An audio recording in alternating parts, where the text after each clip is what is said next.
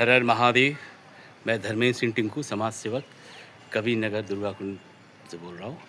मैं ये कहना चाहता हूँ कि मैं आज से कुछ दिन पहले मैंने माननीय विधायक जी को और सभासद महोदय को सबको मैं अवगत करा चुका था। कॉलोनी की समस्याएँ थी, जैसे ये एक चौका की समस्या थी और एक आपका ये एक पीपल का पकड़ी का पेड़ है 100 साल पुराना।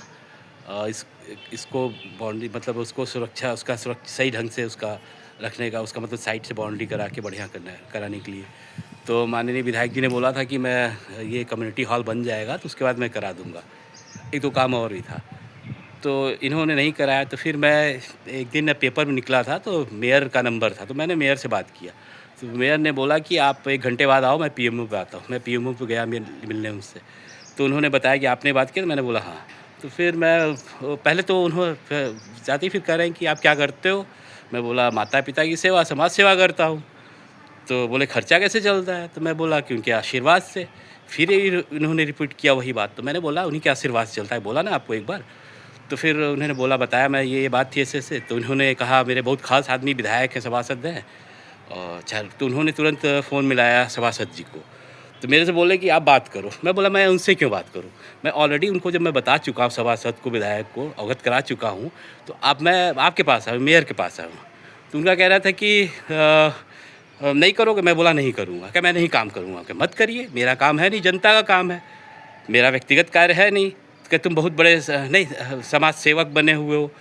तो हम कहे हाँ, समाज सेवक तो हूँ मैं, और मुझे पैसे नहीं खाना है, चोरी करना है, कह के मैं फिर चला आया। मेन समस्या थी ये 1 करोड़ 80 लाख का पाइपलाइन सीवर पानी का पड़ा हुआ है हम लोग के ब्लॉकों में, कॉलोनी में। कुछ ब्लॉकों में नहीं भी किए हैं, 22 में, 23 में, 21 में इन्होंने नहीं कनेक्ट किया। और जो ऑलरेडी हम लोग ब्लॉकों में घरों में पानी आता है, जल कल से आता है पानी, जल संस्थान से पानी ऑलरेडी आता है। तो इन्होंने नया भी जो भी इनकी स्कीम रही हो गवर्नमेंट की, तो इन्होंने कर दिया। इन्होंने पहले तो रोड क्षतिग्रस्त किया, 2 महीने 3 महीने तक परेशान रहे। उसके बाद रोड अभी कुछ दिन पहले बनी थी, उसके बाद फिर रोड तोड़ के इन्होंने पाइपलाइन डलवा दिया। और क्या किया, कनेक्शन जैसे घरों में इन्होंने निकाला, तो जैसे 16 ब्लॉक है, तो इन्होंने क्या किया, जो पेपर दिया, आधार कार्ड पेपर वगैरह जो भी मांगे हो, तो जो दिया उसका कनेक्शन निकाला। जो मान लीजिए बाहर है, नहीं है, तो कैसे उसका होगा? तो इनका था कि इनसे बोला गया कि आप लोग ऐसा करो कि 16 ब्लॉक के सारा कनेक्शन आप निकाल लो, जिसको देना होगा उसका देना आप, नहीं बाकी वो जब आएंगे तो करिएगा। तो इन्होंने नहीं किया। फिर मान लीजिए दोबारा कोई लेगा तो फिर तोड़ना पड़ेगा कनेक्शन, फिर रोड क्षतिग्रस्त होगी। तो इन्होंने नहीं किया, खैर जो भी।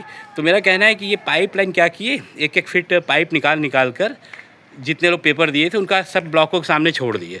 और वो क्या हो रहा है, पाइपलाइन वो जैसे लीकेज है, टूटा है, तो उससे क्या हो रहा है, पानी बहता रहता है। बहुत जगह तो खुला हुआ है, पानी बहता रहता है, गंदगी होती है, रोड भी और भी ब्लॉकों में आने जाने में दिक्कत होता है, बर्बादी होती है पानी की। तो इसके बाद इन्होंने कनेक्शन नहीं कराया। हम लोग बोले कि आप अंडरग्राउंड जो पाइपलाइन गई उससे आप कनेक्ट करो।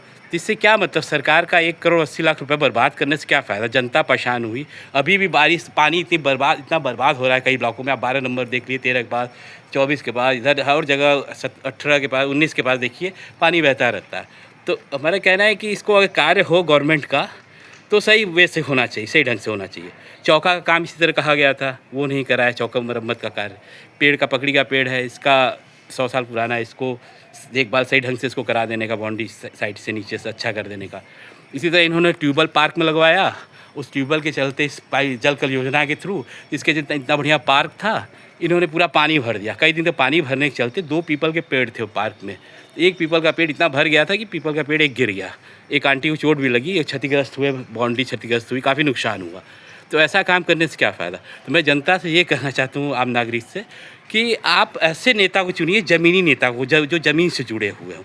ऐसे लोगों को ना, व्यापारियों को तो पहले न चुने। इसलिए व्यापारी वर्ग जो अपना मुनाफा फ़ायदा देखते हैं पहले, तो ऐसे लोग को न चुनकर सही ईमानदार ज़मीन से जुड़े हुए आदमी को चुनिए। और मैं यही कहता हूँ फिर कि प्रधानमंत्री कार्यालय में हमारे मेयर इस तरह की भाषा का प्रयोग करते ही तो उचित नहीं है। ठीक है, आप किसी के व्यक्तिगत के चीज़ के बारे में नहीं पूछना चाहिए, कैसे खर्चा चलता है, और उनको जिस काम के लिए मैं गया था उसके बारे में सुना। और उसके बाद गुंडई वाली बात बोली, मैं नहीं करूँगा, क्या करोगे? तो मैं जैसे बहुत समाज सेवक देखे, तो ये सब भाषा का प्रयोग नहीं करना चाहिए। इसलिए मर्यादित जगह पे प्रधानमंत्री कार्यालय बैठे हो आप और उस तरह की भाषा प्रयोग कर रहे हो, आप भी मेयर हो, तो ऐसे नहीं करना चाहिए। हर हर महादेव, जय जय श्री राम।